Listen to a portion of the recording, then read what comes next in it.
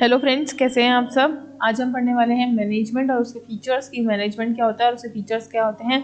सबसे पहले देखते हैं कि इसमें क्या लिखा है कि मैनेजमेंट क्या होता है। ऐसे ऐसी चीज़ें जहाँ पर आपको मैनेजमेंट का मतलब क्या होता है। ऐसी ऐसी जगह जहाँ पर आपको चीज़ों को मैनेज करना पड़े, जहाँ पर आपके जैसे सुबह उठेंगे आप तो क्या करेंगे, आप शेड्यूल करेंगे कि आप पूरे दिन क्या करने वाले हैं। वैसे ही आप अगर कंपनी में हैं तो आप देखेंगे कि आज कितना प्रोडक्शन होगा, कौन कितना काम करने वाला है।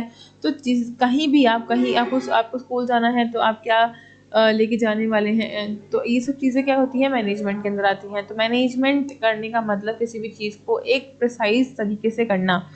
तो देखते हैं, the study of the discipline should start with the definition declining properly its contents and characteristics, defining it's scope and boundaries. क्या कंटेंट होना चाहिए, क्या करेक्टरिस्टिक्स होनी चाहिए, क्या स्कोप और बाउंड्रीज होनी चाहिए। ये मैनेजमेंट क्या बताता है कि हमारा ऑब्जेक्टिव क्या है, हम किस चीज़ के लिए काम कर रहे हैं। हमारा from this point of view we can proceed only when we define management. सबसे पहले हम देखेंगे मैनेजमेंट का मतलब। A precise definition of the management is not so simple because the term management is use in variety of ways. कोई precise definition नहीं है management की चीज़ों को देखना नहीं, लेकिन बहुत बड़ा टर्म है एक मैनेजमेंट, बहुत बड़ी वाइडर टर्म है जिसमें अपन एक वर्ड में उसको सिंप्लीफाई नहीं कर सकते हैं। कोई new it being a new discipline, it has been drawn concepts and principles from a number of discipline such as economics. सब में अलग अलग होते हैं मैनेजमेंट का मतलब। साइकोलॉजी, फिजियोलॉजी, एंथ्रोपोलॉजी, स्टैटिस्टिक्स हो गया, अकाउंटेंसी हो गई। किसी भी आप फील्ड में देखेंगे तो भी स्टैटिस्टिक्स का मतलब मैनेजमेंट का मतलब अलग ही होगा। अब आगे देखते हैं, the result is that each group of contributors has treated management differently. सब जने मैनेजमेंट को अलग अलग देखते हैं। इकोनॉमिक्स कैसे देखता है कि हमें फैक्टर ऑफ प्रोडक्शन को मैनेज करना है। सोशोलॉजिस्ट क्या देखता है कि हमें कैसे किसी पर्सन को ट्रीट करना है। प्रैक्टिशनर क्या देखेगा कि कि हमने जो ट्रीट किया है उसका प्रोसेस क्या है, उस चीज़ को हम कैसे मैनेज करें। ऐसे करके हर जगह हर जॉब स्पेसिफिक होता है मैनेजमेंट। तो जैसा काम वैसा ही मैनेजमेंट। तो बहुत डिफिकल्ट है मैनेजमेंट को एक लाइन में समराइज करना। तो मैनेजमेंट एज अ डिसिप्लिन देखते हैं। सबसे पहले, management refers to the field of study having a well defined concept and principles. हमें पता है कि हमें क्या कॉन्सेप्ट एंड प्रिंसिपल्स को अप्लाई करना है, वो होता है मैनेजमेंट। मुझे पता है कि मेरे को आज कहीं घर से बाहर नहीं जाना और घर पे बैठ के मुझे ये सारे काम करने हैं। तो मुझे अच्छे से कॉन्सेप्ट और दिमाग में क्लियर है कि क्या करने वाली हूँ मैं आज। तो मैनेजमेंट वही होता है, प्रिंसिपल्स एंड कॉन्सेप्ट आपको क्लियर होने चाहिए कि आपको करना क्या है। Management as a group of people. अब देखते हैं ग्रुप ऑफ पीपल कैसे होगा। We refer to the management as a group of people in which we include all those personnel who perform managerial function in the organization। ऐसे सारे लोग जो management function perform कर रहे हैं। ग्रुप ऑफ पीपल कौन से, जो मैनेजमेंट फंक्शन परफॉर्म कर रहे हैं किसी भी ऑर्गेनाइजेशन के अंदर। वो क्या देखेंगे कि मैनेजमेंट लेबर रिलेशनशिप कैसा है, दो अलग अलग प्रोसेस चल रहे हैं कंपनी के अंदर, तो वो कैसे इंटर आपस में रिलेटेड हैं, कैसे वो लोग काम कर रहे हैं, लोग कितना काम कर रहे हैं वहाँ पे। वो सब चीज़ों के वो रिस्पॉन्सिबल कौन होगा, मैनेजर होगा, क्योंकि वो स्ट्रिक्ट वॉच रखेगा उन सब के ऊपर। ऐसे करके बहुत सारे ऐसे काम होते हैं जहाँ पे मैनेजर का रोल आता है, आ ही जाता है। This approach of using management is quite popular. It does not serve our purpose of defining the term management. मतलब हम अगेन ये बोल रहे हैं कि हम कोई एक डेफिनेशन से मैनेजमेंट को नहीं सीमित कर सकते। Third, management is a process. अब प्रोसेस में कैसे है, in studying management discipline we generally refers to the management as a process. A process can simply be defined as systematic method of handling activities. process क्या होता है, systematic handling of activities. अब एक shirt बनाने की factory है, तो पहले वो कपड़े से रुई से कपड़ा बनेगा, कपड़े से आगे कटिंग होगी, कटिंग के बाद स्टिचिंग, फिर क्रीजिंग एंड फिर बटन्स एंड कॉलर्स और फिर पैकिंग। तो ये एक सिस्टमेटिक प्रोसेस है पूरा शर्ट बनने का। तो इन सब चीज़ों को मैनेज करना, पूरा प्रोसेस को मैनेज करना। आप ये थोड़ी कर सकते हैं कि पहले बटन बनाने वाली मशीन में डाल दें और उसके बाद कपड़े बनाने वाली मशीन में कपड़ा डाल दें। नहीं, आपको एक सिस्टमेटिक तरीके से एक प्रोसेस फॉलो करके हर चीज़ को मैनेज करना पड़ेगा, ताकि वो कॉम्प्लेक्स भी चीज़ भी क्या हो, ईजीली हो जाए और कोई आगे दिक्कत ना आए। तो इसमें ये सब चीज़ें लिखी हुई है। It is a concept of dynamic rather than static. Static मतलब फिक्स नहीं है, डायनेमिक है। You can change your concept, you can change your perceptions, but ये स्टैटिक नहीं है, ये फिक्स्ड नहीं है। बट आपको एक प्रॉपर फ्लो में काम को करना चाहिए। तो वो कौन मैनेज करेगा? मैनेजर। फिर इस पैराग्राफ में ये चीज़ें वापस रिपीटेडली लिखी है कि सिंपल तरीके से आप काम करना करोगे। However, this definition through simple suffers from two limitation। अब दो limitation देख रहे हैं मैनेजमेंट की। दो limitation ये है, there is a problem in identifying the people in the organization who can be called as a manager, but there is no uniformity in the titles given to the people।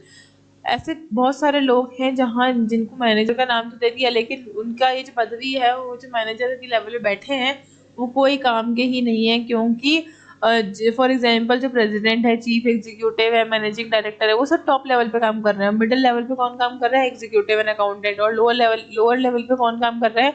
Supervisors काम कर रहे हैं। तो it is very difficult to identify who is a manager and who is not. कौन manager है, कौन नहीं। Actually काम तो कौन कर रहे हैं?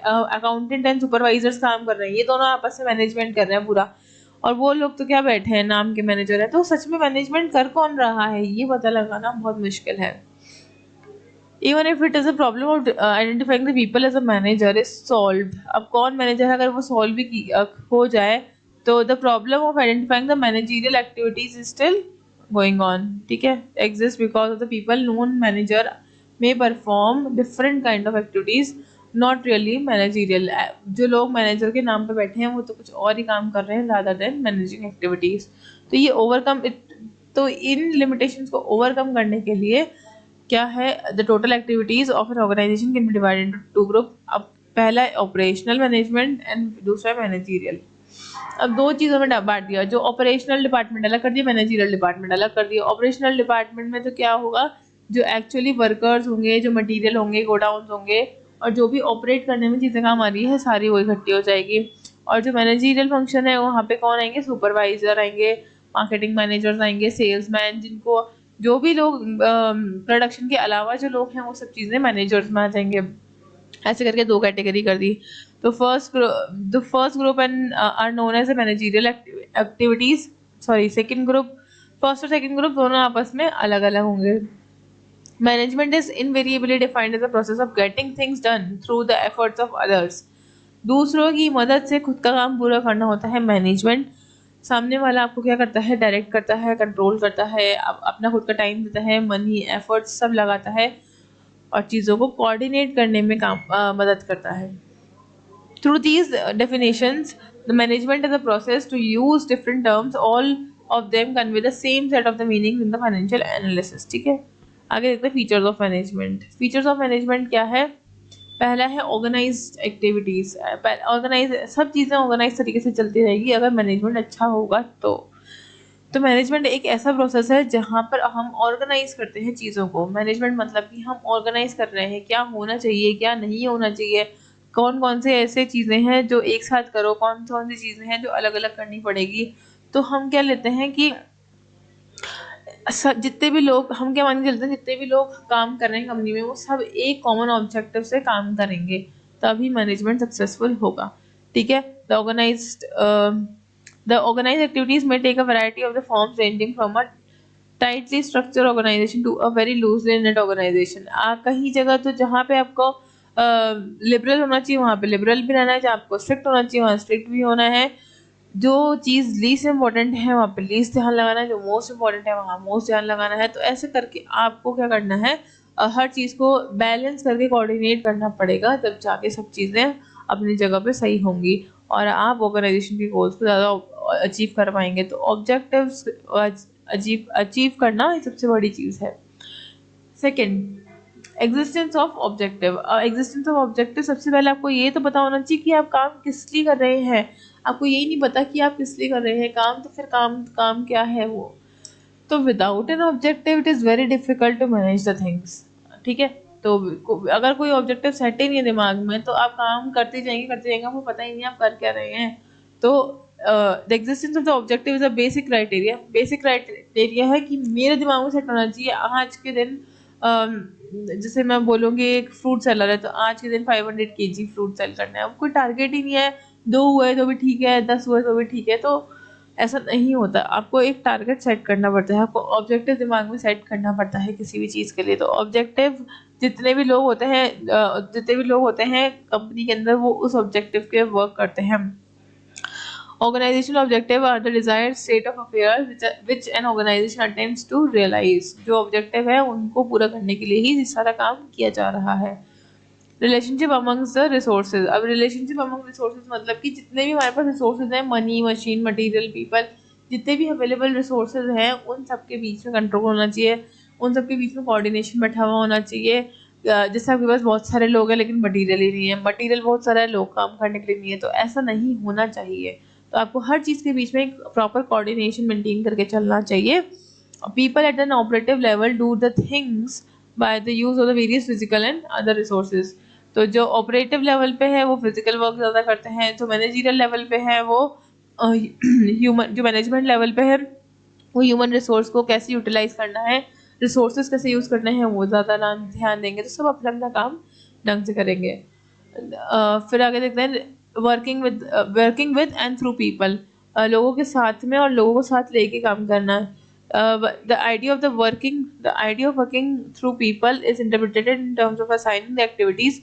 अब आप क्या करेंगे, असाइन करेंगे एक्टिविटीज की, कौन क्या क्या काम करेगा।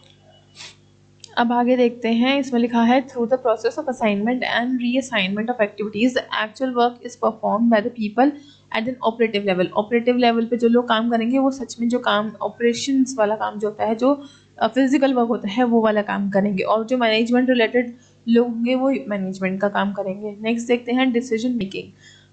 डिसीजन मेकिंग एक ऐसा मैनेजमेंट का प्रोसेस है जहाँ पे अलग अलग लेवल्स पे at various levels of getting things done by others, दूसरों से हम अपना काम करवाते हैं।